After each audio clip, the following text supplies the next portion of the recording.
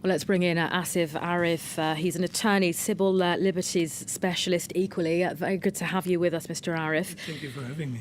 I mean, we heard from our correspondent there, it does appear, as far as the reports that we're getting, that the independent media has been muzzled to some extent and the military has kind of had a hold in all this. Is that surprising to you?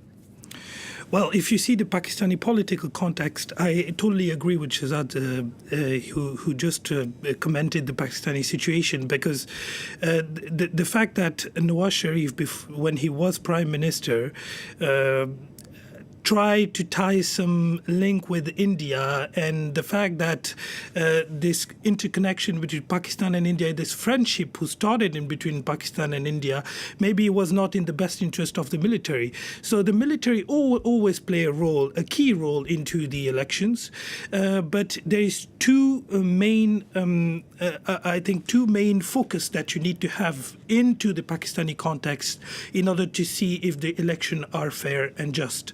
The first focus is, of course, is the military trying to impulse into the Pakistani political context, which is the case today. We can see it in the fact that Imran Khan is being the best candidate all of a sudden by the media and by also for the military.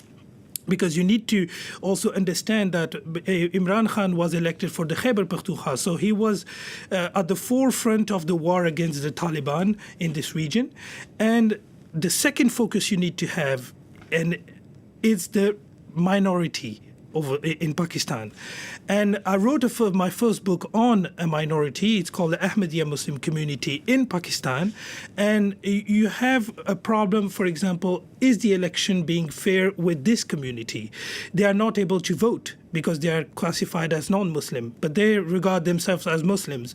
So is this election fair? I don't think so. At the same time, you have the question of Asia Bibi being a Christian and held into detention since a couple of years now. I'm just conscious that Yes. the time is running out. You did touch on Imran Khan there, and it's interesting that in this, he's been in politics for years, but in this he has come out as a front runner. How much has he had really. In the former election, he was too a front runner. But he lost by a wide margin, essentially, in 2013 elections. In Punjab.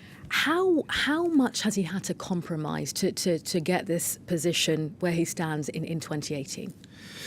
I think he had to compromise with the army. I mean, he has to compromise with the establishment, with the Pakistani establishment. You have to compromise with also other religious leaders who are, because you need to understand as well that there is 122 party listed who filed everything in order to be into this electoral process. And amongst these parties, there is a lot of parties who are extremist groups. And this is very alarming for us. If you see as an international and neutral observer, you have extremist party being in the course of the election, and the Electoral Commission validated these electoral party. But when you ask the Electoral Commission of Pakistan what happened with these profile, who are the extremist profile, they said, okay, it's the judicial who actually in the forefront. In the first instance, who give this name to us, so we cannot remove a judicial decision. And the judiciary will say is the army who is pressuring us. I mean, let's stay with that because you touched on some of the challenges there. Pakistan is essentially voting for a democracy. Many would say a tarnished democracy. Whoever wins this, whatever party, and indeed whoever becomes prime minister, is going to have a real tough challenge ahead for them. A lot of burden on their shoulders. Talk to us about some of the challenges that they're going to be facing. I mean, they're going to face the first and the most difficult challenge is the economical challenge, because everybody is saying we're going to give welfare to everybody, we're going to give housing plans, and we're going to give food and bread to everybody. But the thing is, poverty in Pakistan is a tremendous problem.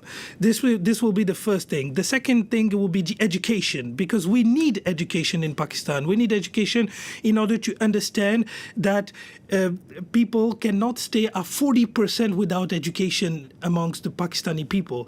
And the third, definitely the third challenge that they have is the counterterrorism, because the Taliban are being really present into this election. Look at what happened in Balochistan. Look at what happened with the the Awami National Party leader in North Waziristan. So we need to have, they will need to address these three problems. Okay, Definitely. all right. Asif ARIF, you're an attorney and equally a civil liberties specialist. Thanks for your time today. Thank you.